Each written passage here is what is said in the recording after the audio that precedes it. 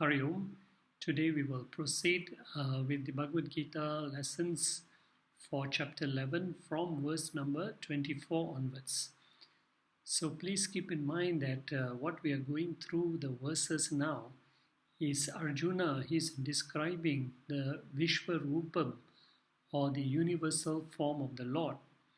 Earlier, when Krishna showed the universal form when Krishna showed the universal form to Arjuna, Arjuna first saw the wondrous form of that Lord, the universal form of the Lord. But because Lord is also the creator, Lord is at the same time the destroyer, now Arjuna starts to see the destructive nature of the Vishwarupam. And Arjuna is now describing that very destructive nature that is bringing him fear and anxiety. So we will carry on now with verse number 24 with Arjuna's description of this destructive nature or the destructive part of this Vishwarupa. So Arjuna describes it by saying, "Your destructive nature, O Lord, is all pervading." So he says, your form is sprasham. Sprasham means it is touching. So vast is this form of yours that it is touching the Nabaha. Nabaha means the sky. So it means that the destructive nature of this Vishwarupam is that it is everywhere, because while there is creation in the entire universe, at the same time there is also destruction going on in every part and parcel of the universe. So nothing or no one can escape their destruction when the time for the destruction comes. So that's why he says, I see your form as touching the sky. And we know the sky is endless, it is huge, it is vast. And then he goes on to describe this destructive form of the Vishwarupam. He says, you are deeptam, you are blazing. There is so much of effulgence.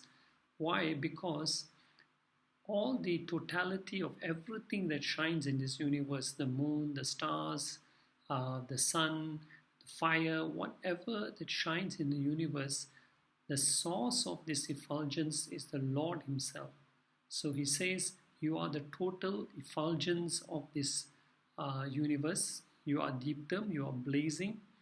And aneka varnam, you are of aneka means various, varna means colors.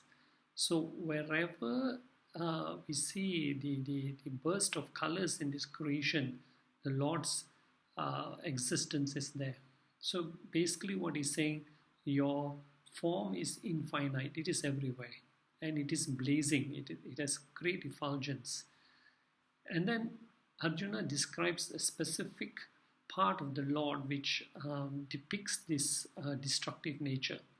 So he says, although the Lord is infinite, meaning wherever we see glory, victory, beauty, all this indicates the presence of the Lord. However, at the same time, the Lord being infinite means wherever we see destruction, defeat, loss, it also indicates the presence of the infinite Lord. So Arjuna, having described the infinite nature of the Lord, now sees the destructive nature of that infinite Lord. And in this verse, the destructive power of the Lord is symbolized by Vyatha Nanam. Vyatha Nanam means the open mouth. So the destructive form is described as the Lord's mouth, which is open, universal form of the Lord. And what about this, so he describes the open mouth, which is destroying everything. And then he says, also there is another aspect, which is the destructive nature of the Lord, and that is manifested by Deepta, fiery, Vishala, large, Nedram, eyes. The eyes which are large and full of fire, full of the fire of destruction. So not only is the mouth involved in this destruction, but it is the eyes of the Lord, fiery eyes of the Lord, which also have the power and the capacity to destroy.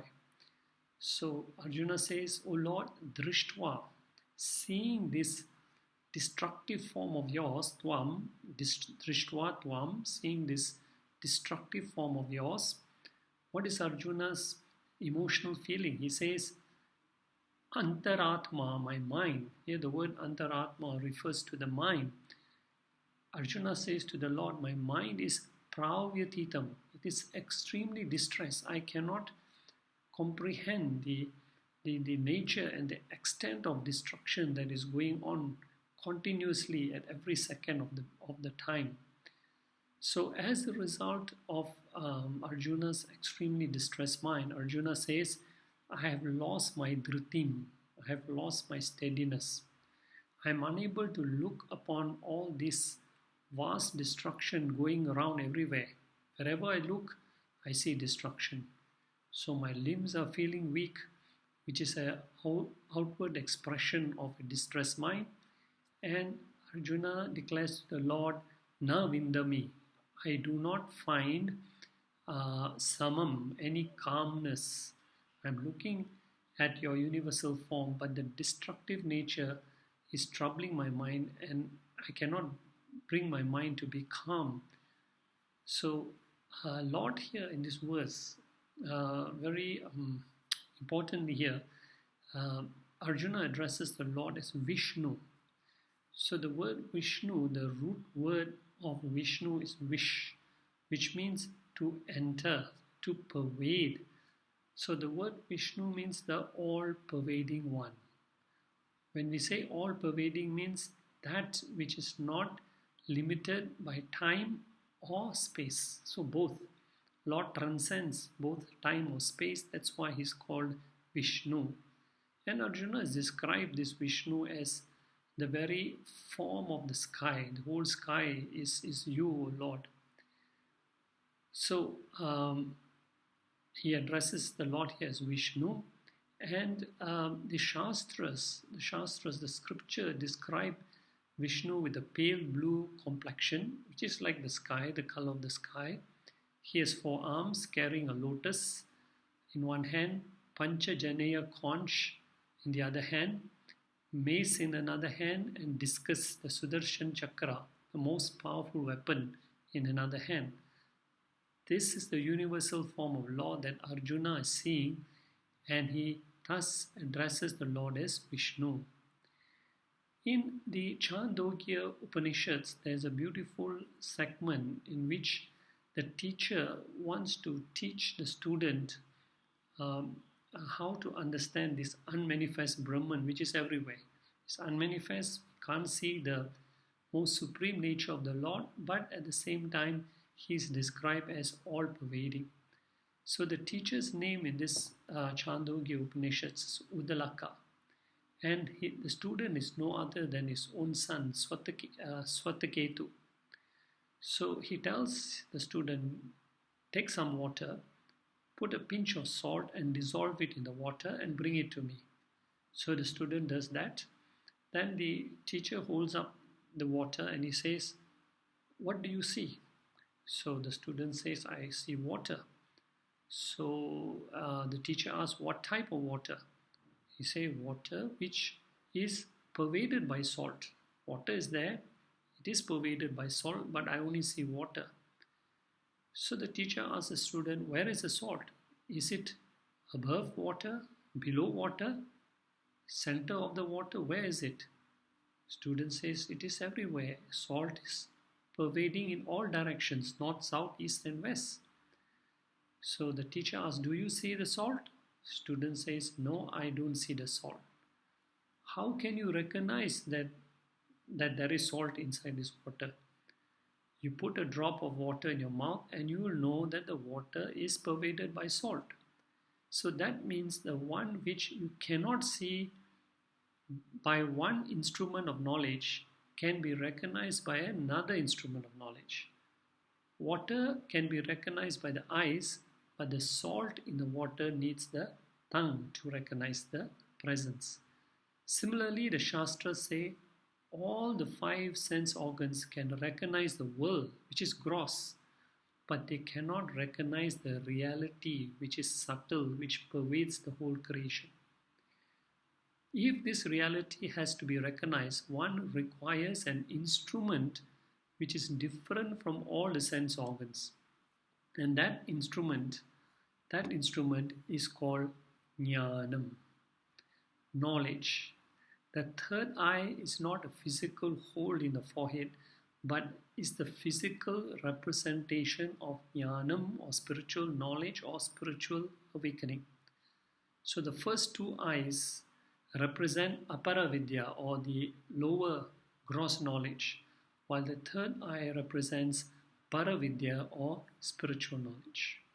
So that brings us to verse number 25, where Arjuna's mind is now totally focused or concentrated on the mouth of the Lord, which is doing all the destruction in this nature. So Arjuna says to the Lord, Te mukhani, te, your mukhani, your mouth is karalani. It is frightening. So it is very frightening to see this mouth, which has sharp damstra, sharp teeth. Mouth which is destroying, it's very frightening, symbolizes by sharp teeth, okay?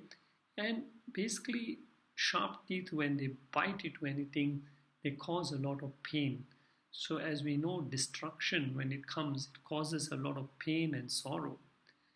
And of course, in the battlefield, where so many soldiers are being killed, Arjuna is seeing this destructive nature of the Lord actively doing its job. So he says, all these warriors are also being crushed by your teeth. He will describe this later. And Arjuna is now comparing the mouth of the Lord to the word used here, kala anala. Anala means fire, kala means dissolution or time. So fire of dissolution. Now, according to the scriptures, when the whole creation is gradually dissolved, the five elements which are used for creation, they come in that order. When they descend, when the creation comes, the creation starts with space, then evolves into air, into fire, into water, into earth. That's when creation comes. When dissolution comes, it goes in the opposite direction. That is, earth dissolves into water, water dissolves into fire, fire dissolves into air, air dissolves into space, and then everything is consumed. So when it comes to fire, that's when everything is totally destroyed. So that dissolution goes in the reverse order. So this fire of destruction is called pralaya kala agni, which absorbs everything, including all the 14 lokas. And Arjuna says, this is what I see the mouth doing. Fire is coming out from the mouth and it is destroying everything in its way. Now, where is this destruction happening? It is happening, it is all pervading, it's happening in every direction. So Arjuna says, wherever I look, in whichever direction, diso na jani, I do not know in which direction, because wherever I turn, destruction is taking place. So I do not know where is the beginning, where is the middle, where is the end, because everywhere destruction is going on. And as a result of seeing this totality of destruction, Arjuna says, I am troubled. I do not find na labhe cha sharma. I do not find any joy in seeing. I cannot comprehend all this large-scale destruction that is happening on a massive scale. So what does Arjuna do? He says, Devesha, O Lord, O abode of the universe, please be prashida, please be gracious to me. Please, help me, calm my mind. So Devesha, prashida, and you are Jagannivasha, you are the very abode of the universe. So Arjuna says a prayer to the Lord to bring some, some calmness to his mind. And So now we go on to verse number 26, and this is the irony of life. What our mind tries to avoid thinking about, the mind keeps on thinking about the same thing. So Arjuna's mind keeps on going back to that destructive nature of the Lord. So, and of course, Arjuna standing here right in the middle of the battlefield. What is the most frequent thing that is happening? Soldiers are continuously dying. There are millions of soldiers who died in this Mahabharat war. So Arjuna is constantly seeing this destruction, and on top of that, he sees it is the Lord's mouth which is constantly destroying, which is carrying out all this destruction. So who are the ones who are being destroyed? Arjuna says, Sarve. Sarve means all. Okay. Who are the all? Dhritarashtra Putra, the sons of Dhritarashtra. So that means the Kauravas, I see them all of them, they are entering into your mouth. They are being destroyed by you. They are meeting their death. And although many of these people were killed by Arjuna, but here it is very symbolic because Arjuna is seeing actually it is the Lord that is doing the destruction. So, in fact, all the 100 sons of Dhritarashtra, except Yuyutsu, Dhritarashtra had 100 sons. All his sons were destroyed in the battle, except Yuyutsu was not killed. Because it is said that Yuyutsu was born out of a liaison between Dhritarashtra and a Vaishya woman called Sugada. So Yuyutsu actually abandoned the Kauravas and he took the side of the Pandavas because he was against what Duryodhana was doing. So what is happening to all these sons of Dhritarashtra? Arjuna describes Vaktrani Vishanti. They are Vishanti means they are entering your Vaktrani, they are entering your mouth, meaning they are all heading for destruction. And not only the sons of Dhritarashtra, but he says Saha Eva, together with, I see, together with the sons of Dhritarashtra, Sangha, multitudes of Avanipala. The word Avanipala here means rulers of the earth or kings, because many kings from different kingdoms came to support the Kauravas in their fight against the Pandavas, and these kings were also all eventually destroyed. And Arjuna says, I'm seeing, along with the sons of Dhritarashtra, all these kings who came to support him are also being destroyed. Okay, and not only actually the kings who came to support the Kauravas were destroyed, even the kings who came to support the Pandavas were also destroyed. Because if you recall, at the end of the 18-day Mahabharat battle, there were only 7 members from the Pandava side and 3 members from the Kaurava side who survived this disastrous war. So there was mass destruction happening in this battlefield where millions of soldiers were dying day by day. Multitudes were being killed. And now Arjuna specifically describes who he sees is being destroyed. Bhishma and Drona. Because these are the two very people who Arjuna loved the most, who Arjuna respected the most. Bhishma Pita and Dronacharya. Bhishma Pita is the Grand Shire and Drona is Arjuna's Guru. And he couldn't bear the thought of them dying in this battle, yet he saw their destruction in this Vishwarupa. So then he also sees Tatha, also Sutaputra. Sutaputra means son of Suta, who is no other than Karna, whom Arjuna hated the most.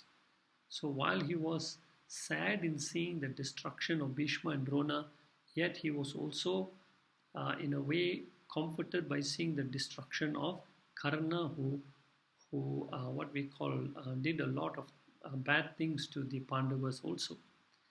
And Saha, along with Yodamukhe. Yodamukhe means many other prominent, powerful warriors who came to support both the Pandavas and the Kauravas. And one of them, unfortunately, who perished was Abhimanyu, Arjuna's own son, a very brave and fearless warrior who met his death on the battlefield. And this is what Arjuna is seeing and describing. And then we go on to verse 27. So he says, all these people are entering your mouth, and how Twa Ramana, they are rushing. Twa Ramana, they are rushing. Vishanti, they are entering. Vaktrani, mouth of te, of yours. So they are rushing towards their destruction. At great speed, this destruction is happening. Constantly, every second it is happening. And what type of, now he describes the actual destruction which is going on. He says, Danstra, your teeth, Karalani, are frightening, Bhayanakani, terrible. So the teeth, can you imagine, in the destruction are just crushing all these warriors. He's going to describe that in the next few verses. He says, I see this dreadful teeth of yours crushing and destroying all these warriors. And how are these warriors? Some of them are stuck in the gaps between your teeth. So they are being destroyed, but they are stuck in the gaps within your teeth. Kechit, some, Vilakna, are sticking, Danstra Reshu, in the gaps between your teeth, and some Drishyante, seeing all these warriors rushing towards your mouth, some of them stuck and being crushed in the gaps of your teeth. He says, Churnite, as you're crushing Uttamange, you are crushing their heads. So meaning some are being subject to slow, painful death. Earlier, some warriors were rushing at great speed. That means they were being destroyed instantly. But some other warriors may had to suffer before they died. So they are being stuck and being crushed in the teeth of the Lord. So different people meet their ends in different ways according to their prarabdha karmas. Some go quickly, some have a painful, what we call, end of life. So this is what Arjuna is describing, the different types of destruction that is going on. So now in verse number 22, Arjuna carries on to describe the death and destruction of what he is seeing.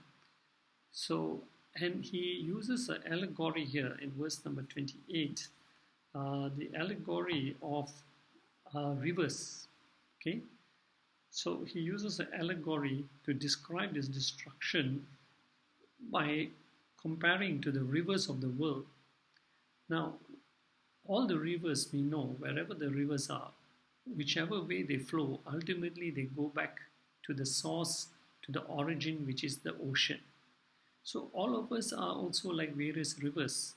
Whatever shape, size, color we are, we all have to go back to our origin, our source. So Arjuna says, Yatha, just as Bahava, various, many types of Vega, currents, just like many types of currents of Ambu means water, of Nadinam, of the rivers. So just like there are many types of currents in the rivers, some are slow flowing, some are fast flowing, some are turbulent. So there are many types of currents in the rivers.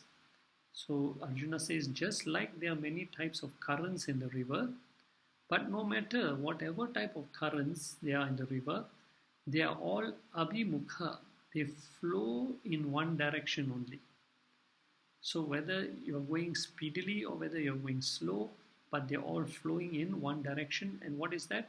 Samudram, to the ocean.